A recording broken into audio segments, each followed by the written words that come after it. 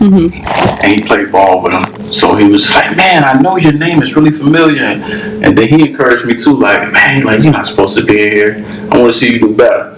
And so he walked me downstairs. I left out, and the correction officer that checked me into the jail was like, hey, Calhoun. And I looked over. He was like, I'll see you later. I swear to God. Then I just walked out, and it was, but that was a long walk home. I made a lot of transitional changes. Yeah. So, then I could talk about, like, in college, like, there was these security officers that used to let me into the science building.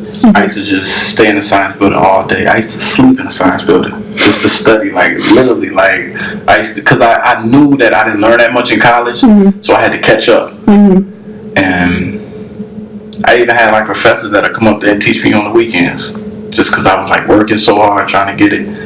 And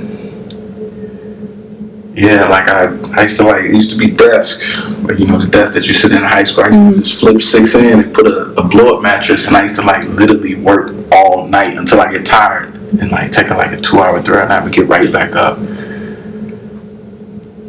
Just have to show that your growth, because in education and the health, the medical field, you can't, like, expunge your record. They'll forever see it no matter what. So you gotta show the growth. And what else? Misdemeanors. And, like, self-belief and mentors, really. I think those are the two biggest things for me, which really sparked my self-belief. And, like, not trying to figure everything out at once, because I feel like it was just a lot of stuff that I was going through. Like at one point I had court fines, I had that case, I was stuck in town, I couldn't get out of town. So how you doing? My name is Clarence. I am a second-year medical student. Just came here to share my story with you, and hopefully that it can inspire some people that are looking forward to medicine, or maybe haven't even thought about what they wanted to do with their future. I know I was in that predicament a couple years back, and I just didn't really know what I wanted to do or what I wanted to be, but I wanted to share this with you, and hopefully that you can find a pathway in this life that we live in. So when I was 3 years old, my father won $1 million, which was probably, like, the craziest thing that could happen. He went to a Chicago Bulls game, and the halftime specialist liked his shoes. She picked him out of, like, a crowd. This is when Jordan was playing, so it was a lot of people there. She picked him out, asked him did he want to shoot a full court shot for $1 million, and he shot it, and he swished it, So, like, after that, like, I mean, I was young, but I still remember everything changing. Like, I grew up having things. Like, I had pretty much any toy that I wanted, any shoe that I wanted. Just all the little materialistic things that you like as a child. So I can't really complain about childhood. It was nice. And that lasted pretty much until about 12 years old. And when I turned 12, like, things just got different. And the money wasn't in the family like it was. So I ended up moving in with my grandmother, which was a house of maybe 8, 9 to 10 people. It was just a lot of people in the house, and just having it, I was the youngest, so it was just like surviving almost, sleeping on the floor, grits and eggs in the morning, like, and going to church pretty much every day. My grandmother my grandfather was a pastor, my grandma was a missionary. They had their own church, so it was mandatory. Kind of like when you get into medical school, it's mandatory to go to some class. It was mandatory to go 7 days a week.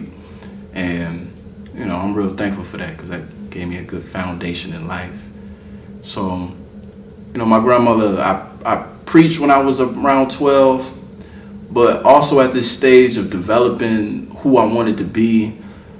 My grandmother lived on a rougher side of town, so I was kind of, like, influenced by some of the main things that influenced a lot of people that maybe in impoverished areas, and that don't know the best way how to make it out of a situation. Um, yeah, I mean, as much as my grandmother and grandfather, mother and father were such a positive influence in my life, I still made decisions during this point of time that could have changed my career and my life, and it did for a lot of my friends. They didn't make it to this position that I was fortunate to make it in now. So I'm a second year medical student, and in my neighborhood, that's pretty much unheard of. I only know one other person that made it out, and and that's out of generations of people. So it just lets you know that making it to this position is not impossible, but even in med school, out of 200, it's only 3, 4 at the max out of a class of 205 African American brothers, and by far, I don't think it's because of the intellect or the capabilities of the individual to make it to this point. I just think that for me, I struggled with the fact of being influenced by my environment and not knowing people that were like me that were doing it. Like, I've never went to the doctor and seen a doctor that looked like me. I felt like, and that, without knowing that's discouraging, is discouraging. So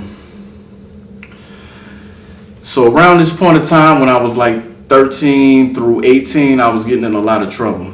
So I was roaming the streets basically and hanging out with people that I still speak to today, but it's just, I was making decisions on my own that wouldn't benefit my future. I wasn't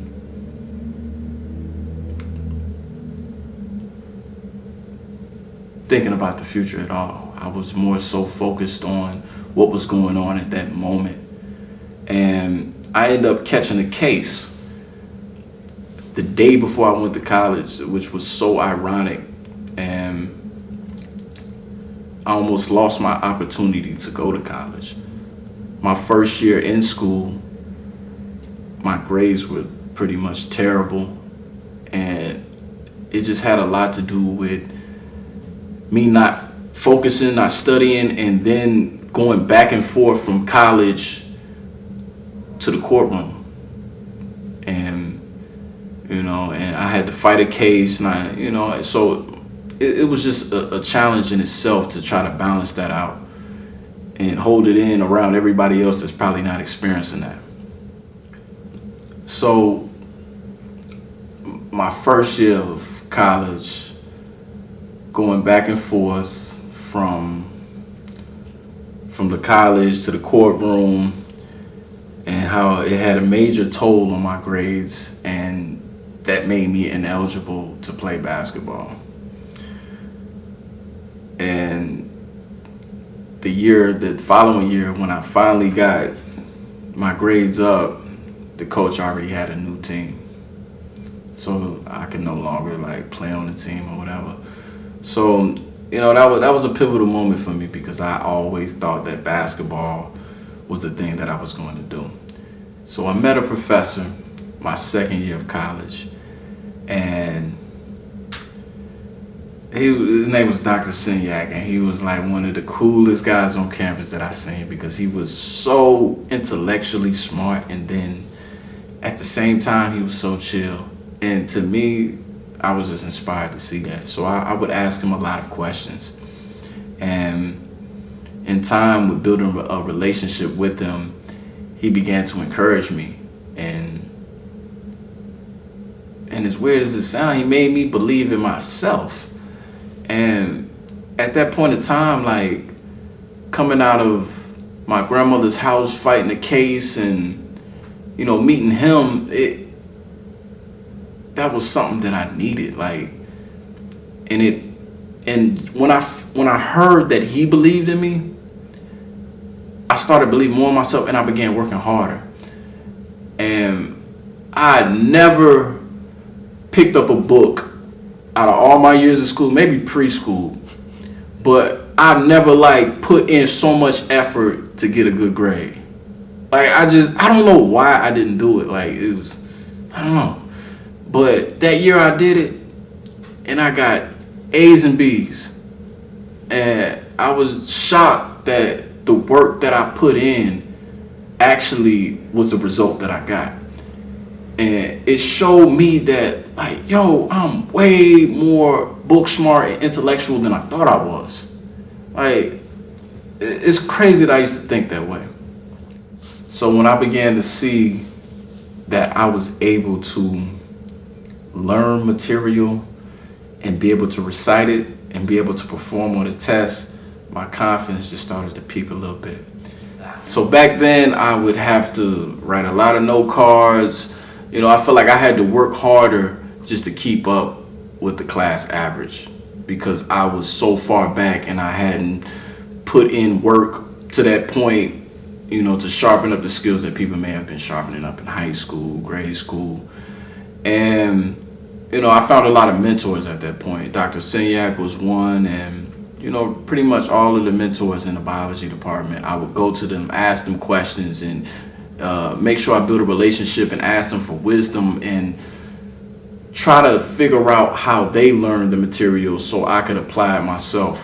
Because I'm the first one to make it to college in my family, and didn't really have advice on how to handle these classes and, you know, the college life. So it was a new experience for me. And I began to study in the science building longer hours, because at this point I had decided my sophomore year that I wanted to try to go to medical school. And Dr. Senyak, I was getting a lot of encouragement from Dr. Senyak and all the other professors in my department that it was possible. So I started to work towards it. I committed myself to it, and I began to stay in the science building till like 2, 3 in the morning. And usually the security at the college that I went to would come in and would kick you out of the building. But the woman that I'm so appreciative of, she seen me and she seen me working, and she knew that I was trying to transition myself into something better, and she would just let me stay in the building all by myself. And, you know, that just became my new place to be. I mean, honestly, I would sleep in the science building and work as long as I could work, because I was playing catch up, trying to catch up to the material that I hadn't learned in high school, so I could be at a level where I would be comfortable in med school. Like, that was my dream, and that's what I was looking forward to. And by my junior year, I was getting straight A's, and my confidence was soaring. Like, you ever seen a report card and it scream like, like it does something to your confidence. And I knew by that point that medical school was no longer just a dream, but it was something possible. And I still had to work really hard. I still stayed in the science building. I slept overnights, and I tutored 24 hours around the clock. Anytime somebody called me, I tutored them. And, you know, I really worked according to my dream, or according to the mission of making it to medical school. And, you know, like, that was what I was using as the motivational force to keep me powered up and going. And, you know, my senior year, straight A's too. But one big thing that happened my senior year was Dr. Senyak died. And he never got to see me graduate. And he was like one of the original people that first believed in me. And, you know, that was really a hard hit, because I felt like a lot of what I was doing and learning was like me going to him. He was my mentor, and he was an MD from Russia, so I had a lot of questions that I never got answered. But he gave me a lot of information too, and gave me a lot of confidence. And, you know, So I guess you just gotta, like, when you find people that, because you're gonna hear a lot of people that saying you can't do it, but even in a hallway of all shut doors, there'll be one door open. And when you meet that door, make sure that you thank them. And that was one thing that I always did with Signac, and I'm grateful for it. I always thanked them, and yeah. But so I don't know what else to say now. So I mean, I guess all I'm really trying to tell you is that if you want to be whatever, it doesn't have to be a doctor. Like, you can be whatever you want to be, but you got to know that you can do it. You can't say you want to be something and not put your whole heart and your energy towards that. You have to get in the mix of that, and you have to make it come true, no matter what circumstance you're in. And like, nothing can hold you back but maybe the people around you, and maybe the things that you think. Like, you can't think you have to think. Any thought that comes through your mind is making you feel like you can't do it, conflict with it until you get strong enough to know that you can do it. Because originally, that was one thing that I struggled with. I'm reading, but you can't do this. Like, all of these, I don't know where the stuff came from. So, like, I expect to see you here in this position. It's 5 brothers. Hold on, I don't want to say bro. It's 5 brothers out of 200 in the class in medical school. 5. And I get to this point. Stop telling yourself that you can't do it. Dream big. Look towards the future. Focus. Like, you only live once. You get 100 years to be legendary, to do whatever you want in life, to be as great as you want to be as powerful as you want to be. Like, take this opportunity. Like, you don't want to live with regret. Like, nobody does it. And if you don't believe me, ask people that are older than you what they wish they would have done if they were your age, and run with that advice. And I guarantee it'll work out for you. Why did you just kick my chair out of the way? I gotta do that. Come on, Clarence. Yeah, this is recording.